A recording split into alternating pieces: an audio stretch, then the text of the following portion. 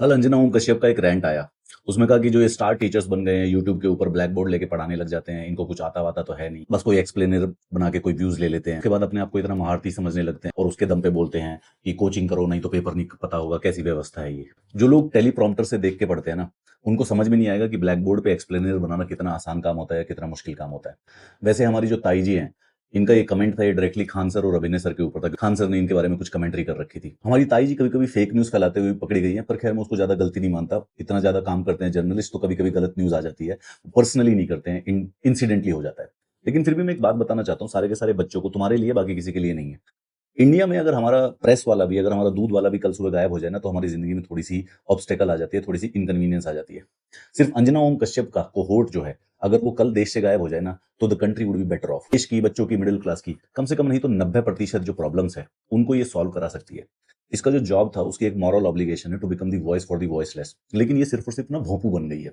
उसमें भी कोई खास गलत नहीं है। हमारा देश इस समय डेवलपिंग डेमोक्रेसी है, तो मीडिया या कॉन्स्टिट्यूशनल या फ्रीडम ऑफ एक्सप्रेशन जो है, वो भी थोड़े से डेवलपिंग स्टेज में है। हाउएवर जो बच्चे हैं, उनको मैं बता देना चाहता हूँ कि आपकी जो प्रॉब्लम्स हैं, there are so many problems which she can solve, which she have the capacity to solve, but she will never be able to use that capacity to solve.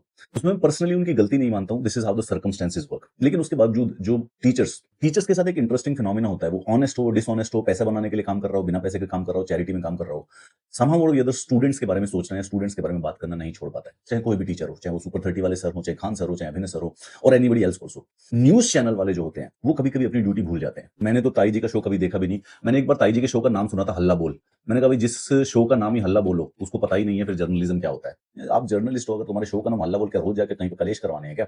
मैंने उसके बाद कभी जिंदगी में देखा ही नहीं। द थिंग इज दैट कि ये लोग इस समय जो भी वॉइस बनती है, उसको डिसग्रेस या उसको डिफेम करने के लिए खड़े हो जाते हैं। खान सर ने एग्जाम लीक पे बोल दिया, अभिनय सर ने एग्जाम लीक पे बोल दिया। They can't digest it. इनको ये नहीं डाइजेस्ट हो रहा कि बेसिकली कोई बच्चे हैं, उन्होंने उनका शो देख लिया या फिर वो आवाज उठाने लग गए हैं। इनको चाहिए कि भाई हमें ही देखो, हम कबाड़ सुनाएंगे, हम गोबर खिलाएंगे, लेकिन आपको आना हमारी पड़ेगा, हमारी रेस्टोरेंट पे आओ, हम जो परोसेंगे वही परोसो। गलती से अगर तुमने किसी और की आवाज सुनने लग गई तो ये गलत होगा। तभी मैडम ने कहा कि ब्लैक बोर्ड पे एक्सप्लेनर बना देते हैं। ब्लैक बोर्ड पे एक्सप्लेनर बनाना अगर इतना आसान होता तो ये टेलीप्रॉम्प्टर से ना पढ़ रही होती, ये खुद भी एक ब्लैक बोर्ड लेके बैठ जाती।